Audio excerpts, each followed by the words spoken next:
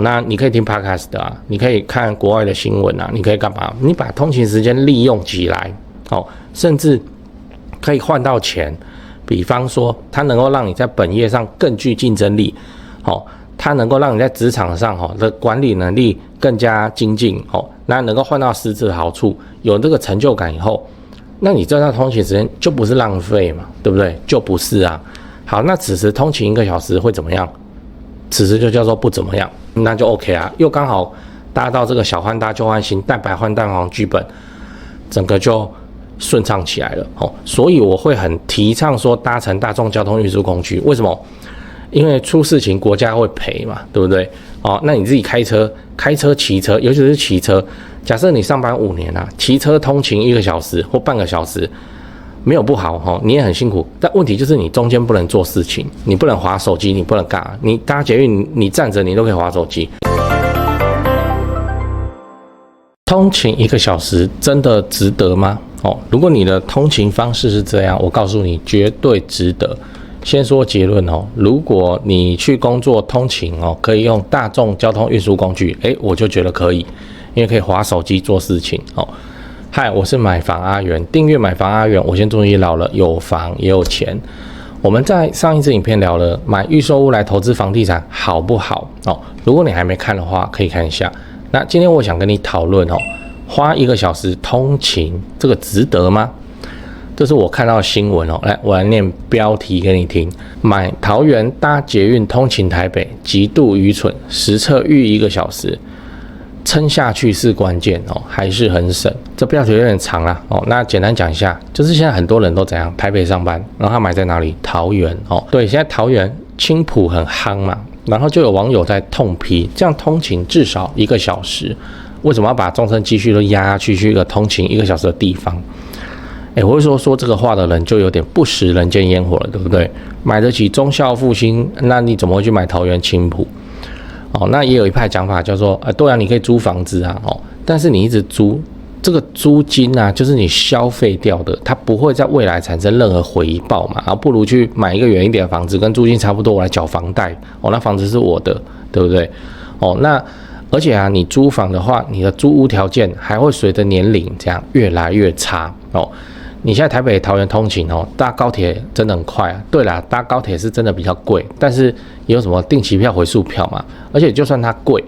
那会比你没有搭到房价的资产列车的机会成本还贵吗？不会嘛。所以你要知道，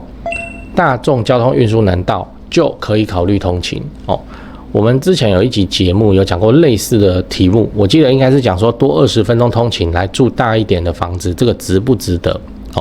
那如果你还没看的话，可以看一下。那个时候我的看法是这样，就是如果你的通勤是搭大众交通运输工具不是说开车骑车1个小时这种的，我是认为都可以考虑因为在这段期间可以做一些有生产力的事情。我不是说继续帮公司加班这么社畜而是你可以趁这段时间你可以看看书、写写文章听 podcast 之类的。我之前通勤的时候我就是这样那的确也取得了相当多的成绩。那我现在还多一个看法给你参考，就是你现在买远一点你之后还有机会回来如果你给它不买下去的话，你未来是连回来的机会都没有资产的列车就是这么无情，它开过去就是开过去，不会等你的对，我现在看法就是这样子，你自己看这个房价飙涨的速度，这次我就不贴什么数据给你看了，那外面 YouTube 很多都有在分析，你自己的体感你就很清楚。所以我会建议能上车还是要赶快上车老话一句，能上车赶快上车。你如果10年前今年2024嘛，你2014你跟我说这个青埔会涨到5字头那这个竹南会涨到4字头，这个我不会信对不对？因为那个时候都16、18、21、22那现在你说它未来会不会涨到买不起的6字頭、7字頭？说真的，我不知道很可能会发生一些高楼层有景观的指标户，应该你要碰到8字頭也不是不可能因为那种东西稀有嘛。但是我们纵观历年房市，房价就是这样极难下跌它顶多缓涨极难下，它就是属于一个轻轻一摸就上去，但是你要它下来以后，它又很难下来的东西。这跟房地产的僵固性有关系。哦，那你现在不买，以后涨起来你更买不下去嘛。哦，我知道现在要你通勤1个小时很远，哦，然后你租房子的话，你可以住在公司旁边，走路马上就到，很爽。但你有没有想过，那是因为你现在还很年轻，你通勤1个小时，你体感上没差。哦，那如果你通勤1个小时，你就觉得说，哇，这个真的是有一点疲劳，影响到这个工作状态的话，这时候你就要吃啊，没有了，这集没有业配哈，我在练习而已哈。业配我也不喜欢那种直接进广告的这种，就是这缝合进内容哦，这个体感比较舒服啦。好，我们回来，难道你要等到50几岁？好，再来买你本来看不起的桃园青埔，然后到你老了之后还在那边通勤嘛？这不好吧？哦，这老了真的很硬耶。现在实务上已经发生了，很多本来不买房子的，50岁才买的，银行贷款起来就很硬啊，非常硬啊。然后他因为房价高涨，年轻的时候没买，现在也只能买在蛋白啊。蛋白的话，开车1个小时，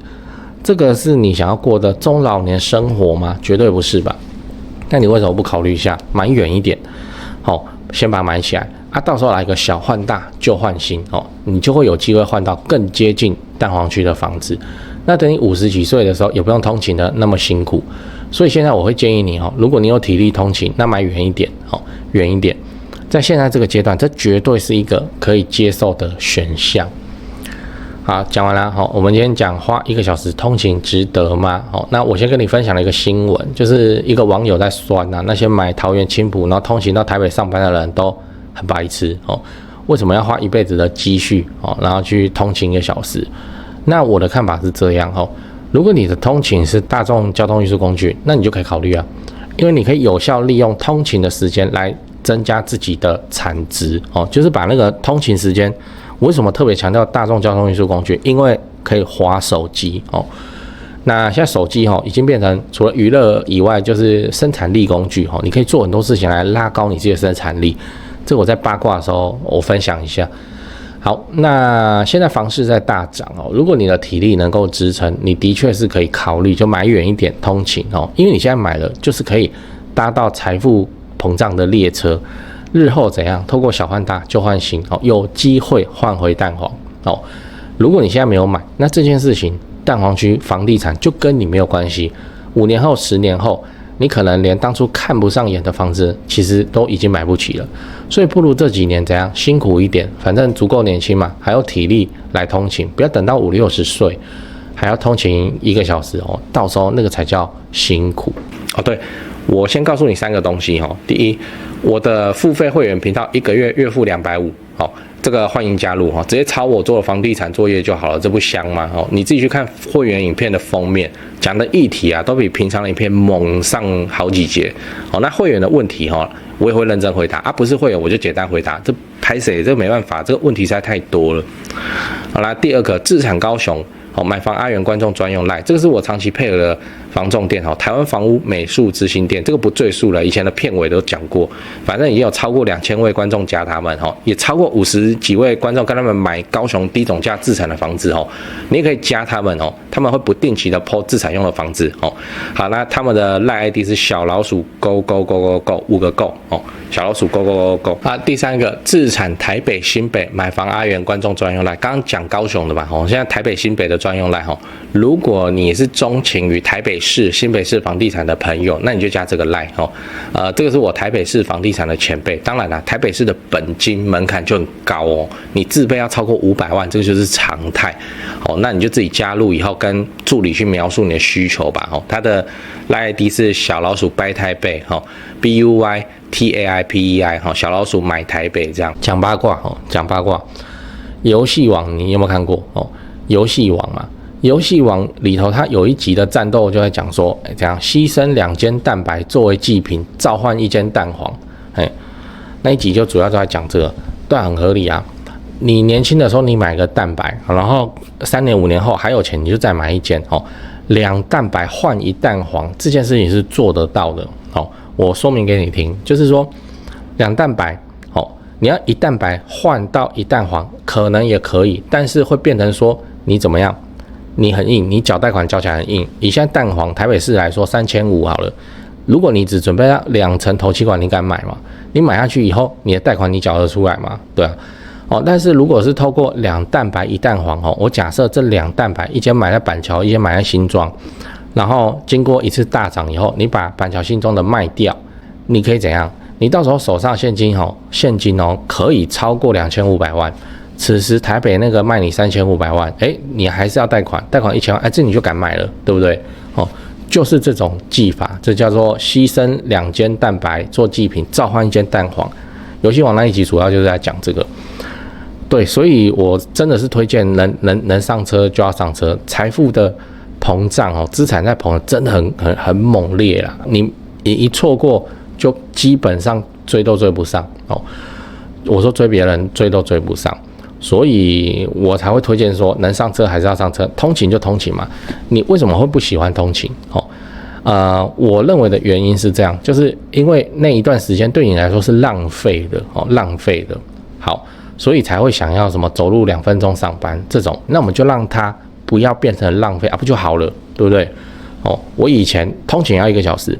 上班1趟1小时，下班1趟1小时。我在内湖科学园去上班嘛就是这样。通勤真的早上的捷运真的是很不喜欢，人真的很多。然后通勤你怎么把它利用起来我先说结论我现在认为我要推荐人家利用起通勤时间最理想的。摩擦力最小的、启动成本最低的东西，叫做听 podcast 听 podcast 你就听嘛听 podcast。为什么？因为我自己收获很多，真的很多podcast 的含金量很高呢，真的很高呢。我会听那个跟我本业相关的 podcast 讲科技讲商业讲电商讲书的不是有一个什么瓦基然后有书他就帮你读完之后念给你听我都开快转听听完之后我也觉得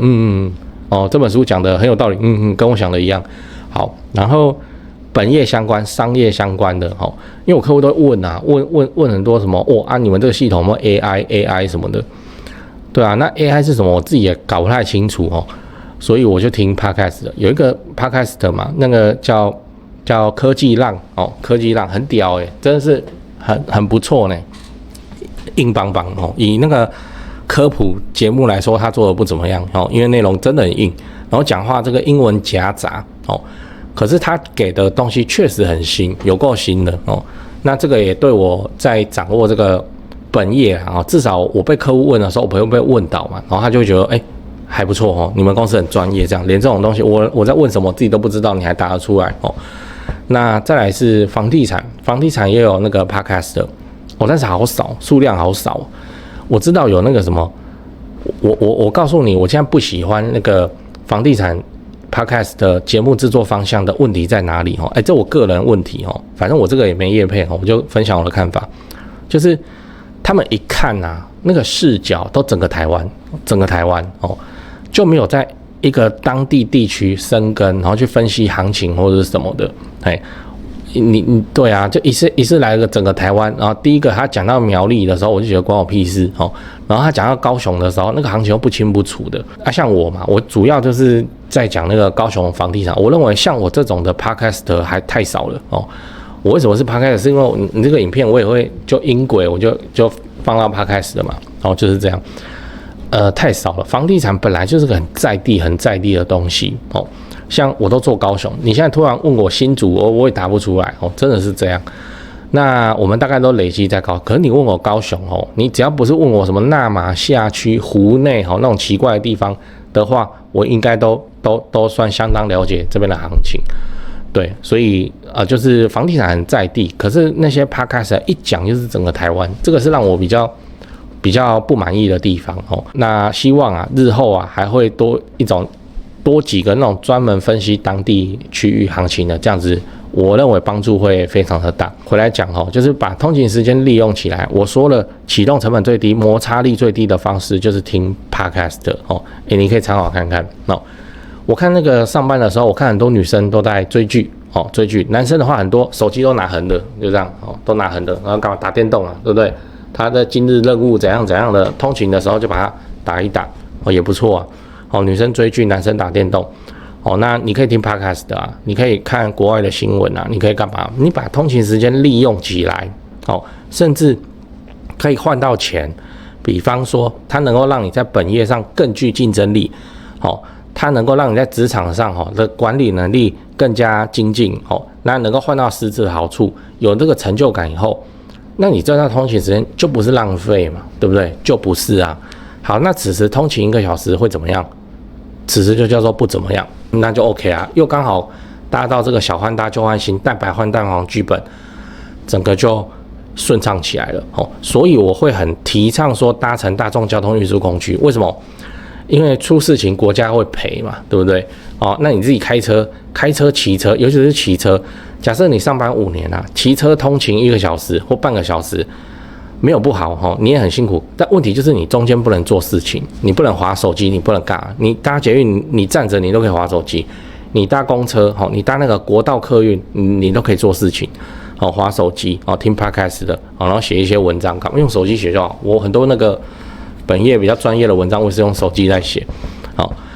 那如果你骑车的话，我自己的关卡是这样啊，我以前也骑过啊，我想说大家好多人我来骑个的时候。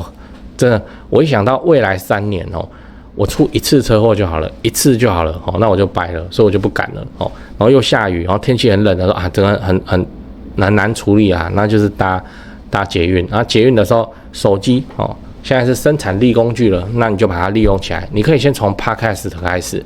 找你有兴趣的那如果你没兴趣的话，有一个入门级别的 podcast 的，就是。对，这就是我的看法有人喜欢他，有人不喜欢他但是你可以听听看那个吴淡如的节目吴淡如的节目叫什么人生商学，反正你就去听吴淡如就有，然后找你喜欢听的主题。为什么特别推荐这个吴淡如的节目就是你没接触 podcast 的，你先乱听的话，你先听他的，因为 podcast 很多是那种嘻嘻哈哈，然后一群朋友在聊天，然后真的只是在聊天，娱乐效果，对。那吴淡如人生商学院，他还会邀请来宾对。然后我推荐吴淡如是因为他第一个有名气所以他邀请来了咖也都是业内的专家。再来是，你仔细听他节目，你听他的业配怎么穿插吴淡如的节目是一个很完整的商业的链条换句话说，日后如果你有想要去制作 podcast 的节目，那个范本吴淡如已经给你了。范本就是吴淡如，他时间怎么走，他先放片头，他先怎样，他什么时候，他邀请的时候的讲稿讲什么他怎么样跟来宾互动，因为来宾很多技术专家不会讲话，你知道，就会据点吴淡如你看吴淡如怎么问的然后呢怎么衔接他的业配，然后怎么样，然后你看他资讯栏怎么写，然后引导你去，那个是很完整的商业的图谱就对了，一个闭环，它就是范本，它就是你可以抄的作业。如果你未来想做 podcast 的话，你就做就吴淡如的这个节目作为范本，就把它抄起来。所以我建议你刚开始先去听这个东西。当然你要听一些什么嘻嘻哈哈讲鬼故事，这个也没有不行只是我会说吴淡如变现最快如果你要做 podcast 的创业的话，你直接抄吴淡如的作业，他怎么做你就怎么做变现非常的快，马上就会有业配厂商来找你了，目标又很明确，节奏也 OK。然后那个业配怎么讲，怎么包装产品，学一学这个很不错了，推荐给你。